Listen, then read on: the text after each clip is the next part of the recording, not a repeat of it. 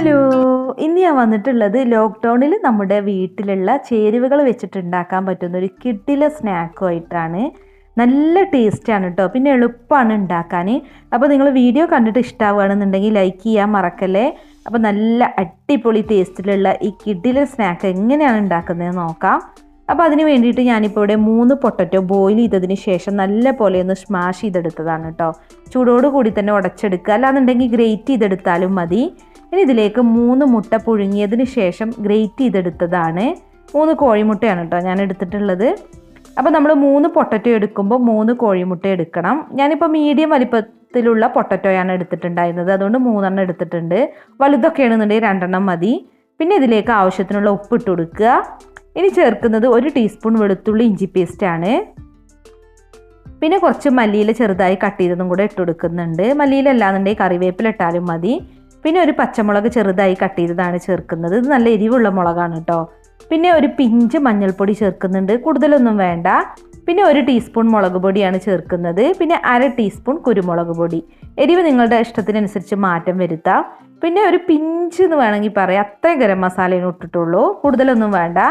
പിന്നെ ഒരു 1/2 cup bread പൊടിച്ചതാണ് ചേർക്കുന്നത്. അപ്പം ചെറിയ ബ്രെഡൊക്കെ ആണെന്നുണ്ടെങ്കിൽ 2 എണ്ണം ഒന്ന് പൊടിച്ചിട്ട് ചേർത്താലും മതി. നമുക്കിത് നന്നായിട്ടൊന്ന് മിക്സ് ചെയ്തിട്ട് ഷേപ്പ് ചെയ്തെടുക്കാൻ പറ്റണം കേട്ടോ. അപ്പോൾ അതിന് വേണ്ടിയിട്ടാണ് ബ്രെഡ് ചേർത്തത്. അപ്പോൾ ഇത് നന്നായിട്ടൊന്ന് മിക്സ് ചെയ്തെടുത്തിട്ടുണ്ട്. ഇനി നമ്മളിതിൽ നിന്ന് കുറച്ചെടുത്തിട്ട് വലിയൊരു ബോൾസ് ഉണ്ടാക്കിയെടുക്കുക ആദ്യം തന്നെ. അപ്പോൾ ഞാനിപ്പോൾ ഇതൊരു ബോൾസ് ആക്കി എടുത്തിട്ടുണ്ട്. ഇനി നമ്മുടെ കൈവെള്ളയിൽ വെച്ചിട്ട് ജസ്റ്റ് ഒന്ന് പരത്തിയെടുക്കുക. കണ്ടില്ലേ, ഇതുപോലെ ഒന്ന് പരത്തിയെടുക്കുന്നുണ്ട്. ഇനി നമ്മളിതിലേക്കൊരു ഫില്ലിങ് വെച്ച് കൊടുക്കുന്നുണ്ട് കേട്ടോ. അത് മയോണൈസാണ്. ജസ്റ്റ് ഒരു 1/2 ടീസ്പൂൺ മയോണൈസാണ് ചേർക്കുന്നത്. ഞാനിപ്പോൾ ഒരു മുട്ടയുടെ വെള്ള കൊണ്ട് ഉണ്ടാക്കിയ മയോണൈസാണ് കേട്ടോ അത്.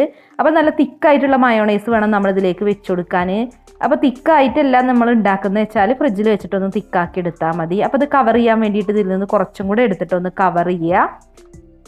എന്നിട്ട് നമ്മൾ വീണ്ടും ഇത് കട്ട്ലറ്റിൻ്റെ ഷേപ്പിൽ തന്നെ ആക്കി ഒന്ന് പരത്തിയെടുക്കുകയാണ് ചെയ്യുന്നത്.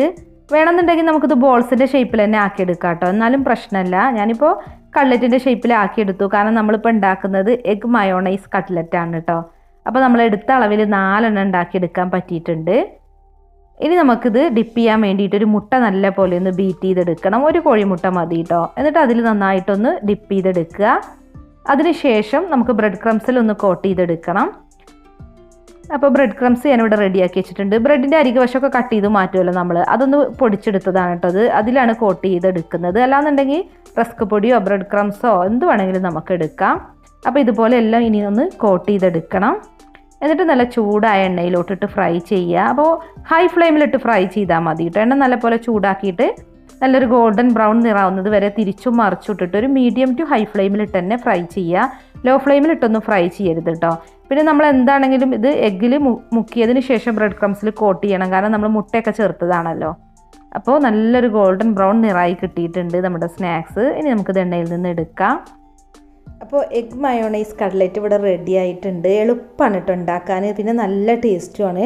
ലോക്ക്ഡൗണിലൊക്കെ നമ്മുടെ അടുക്കളയിലുള്ള ചേരുവകൾ വെച്ചിട്ട് കുറച്ച് വെറൈറ്റി ആയിട്ടൊക്കെ പരീക്ഷിക്കാൻ പറ്റുന്നവർക്ക് ഉണ്ടാക്കാൻ പറ്റിയൊരു സ്നാക്ക് തന്നെയാണിത്.